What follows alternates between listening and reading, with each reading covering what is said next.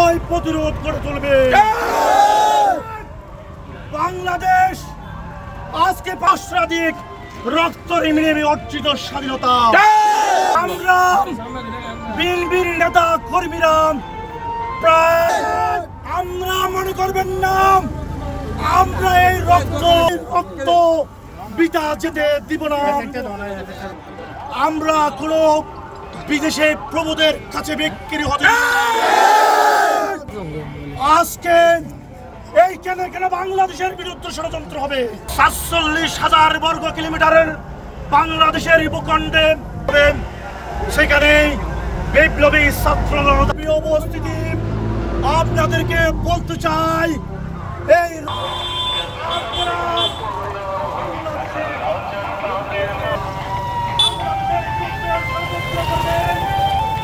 আমরা এখানে এসেছি দেখেন আমরা খবর পেয়েছি এখানে এই এনসিপি কিছু নেতৃবৃন্দ এবং বিদেশি কিছু এজেন্সির লোক এখানে এসেছে বলে আমরা তথ্য পেয়েছি।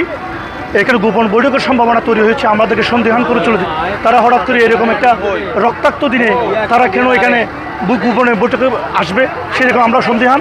সেই জন্য আমরা বিক্ষুব্ধ জনতা আমরা এই হোটেলের সামনে এখানে মানববন্ধন কর্মসূচি করেছি যেন বাংলাদেশের বিরুদ্ধে কোনো ষড়যন্ত্র হয় আমরা সেটা তাৎপর্যের জবাব আমরা ঐক্যবদ্ধ আছি সেই মেসেজটা দেওয়ার জন্য আমরা এখানে এসেছি।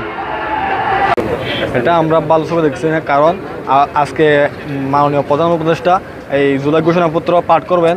তো ওরা বড় প্রোগ্রাম হতো না করে আজকে যে এখানে এসে গোপন বৈঠক করতেছে সাবেক রাষ্ট্রদূত পিটার হাসের সাথে, সেটা আমরা কোনো ভালো চোখে দেখতেছি না। কারণ আজকে যে প্রধান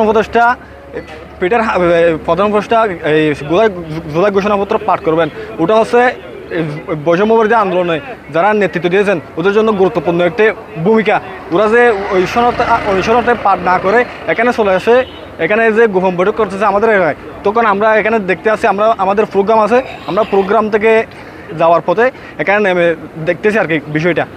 আমরা ভালো চোখে দেখতেছি না ওটা। আজকে না করে অন্তত কালকে করে পরশু দিক করুক আমরা সেটা মেনে নিতে পারতাম, কিন্তু আজকে এটা খুবই রহস্যজনক। কারণ আগামী জাতীয় সংসদ নির্বাচনকে ঠেকানোর জন্য আজকের এই মূল বৈঠক আমরা এভাবে সন্তোষ করতেছি। এখান থেকে জাতিকে কি মেসেজ দিতে চাই? এখানে আমরা জাতিকে বলতে চাই এটা হচ্ছে খুবই রহস্যজনক, আমরা এটাকে নিন্দাভাবে জানাচ্ছি। আপনারা এখানে দেখেছেন এনসিপি নেতাদের এখানে অবস্থানের খবর আমরা নানা মিডিয়া জেনেছি।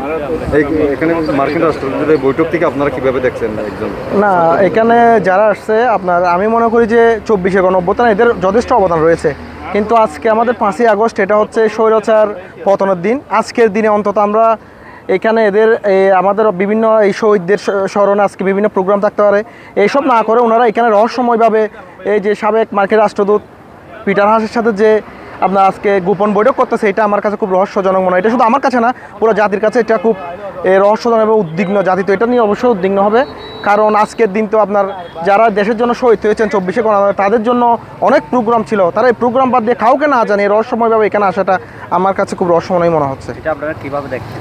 এটা অবশ্যই খুব রহস্যজনকভাবে দেখছি। এটা তো জাতির জন্য অশুভ সংকেত। আমার যেটা মনে হয় ৫ই আগস্টের দিনে অন্তত এখানে আজকের দিনে বৈঠক করাটা তো অবশ্যই অশুভ সংকেত বলে মনে করছি আমি।